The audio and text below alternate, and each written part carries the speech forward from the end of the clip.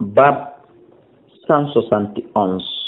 تكبير المسافر كرياد الصالحين دارسو تكبير المسافر كهبر قل بويا سجون إذا صعد ثنايا سمو يود تنتهم وشبهها يكون عند تتعلم وتسبيحه ويقول مكو سبحان الله إذا حدث سمو جيبا دي الأودية إدون كير ما إجولل ونحو يكون عند تتعلم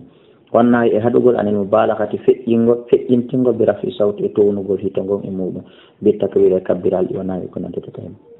an jabir yattama jabir radiyallahu anhu qala o ma kunna min latki idha sa'idna simeden yawde e dum e pellum kabarna mi habira wadana zalna simeden jippade sabbana mi subbina tarawal bukhari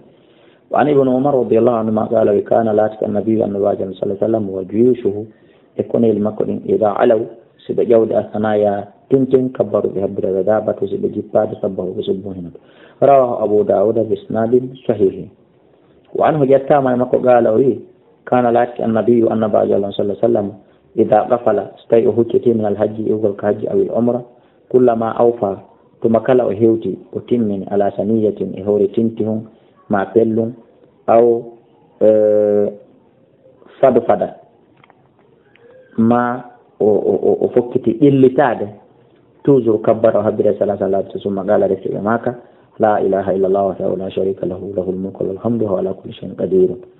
آيبون ومبهوتد تائبون ومبتوبد ركع عابدون ومبريود ساجدون ومبسجد لربنا حامدون ومبيتد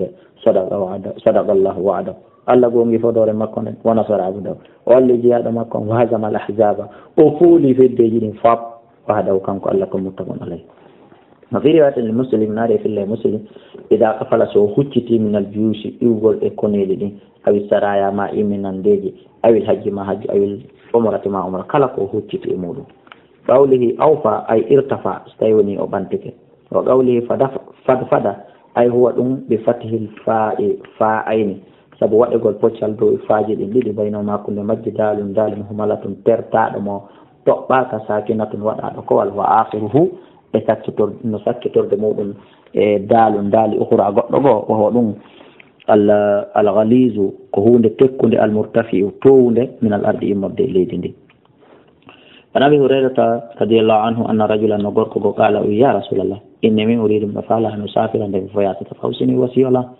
kala ne laɗɗo maki alayka no fayma bi taqwallah wattakbir e habbirgol ala kulli sharafin e kala ka towiti falamma walla rajul ɓa gorko on hocciti qala allahumma ya allah أطوله البعد الله تجمع دين هذا أنال مهون عليه السفر نبينا نامو voyage nelaɗo kamɓe ko ɓe laatinoɓe ko ɓe du'otoɓe ɓe du'anoto hoore maɓɓe ɓe du'anoto kala mo ɓe yiidi on jaali hay goɗɗo iili ɓe maaki yaadu anamo wiigol mamo yarhamukallahu andi ɗum ko du'ano rawahu tirmidhi wa qala hadithun hasan wa nabi musa al-ashari radiyallahu anhu qala kunna min latin ma an-nabiy sallallahu alaihi wasallam fi safarin voyage فكنا من لاتي إذا أشرفنا سمن جلتك على واد إدو أين هللنا من لا إله إلا الله وكبرنا من حبها وارتفعت من تونا أصواتنا هي تجامن فقال النبي صلى الله عليه وسلم يا أيها الناس كونوا يمه ناني اربعوا يلتتي وولون سولتي على أنفسكم يدوون في جمعنا فإنكم نعنوا لا تدعون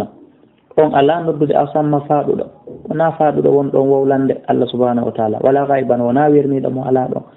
innahu o maakum no wonde e mo innahu o samion ko nanowo garibum ko ɓattiɗo kadi muttafaqun alayh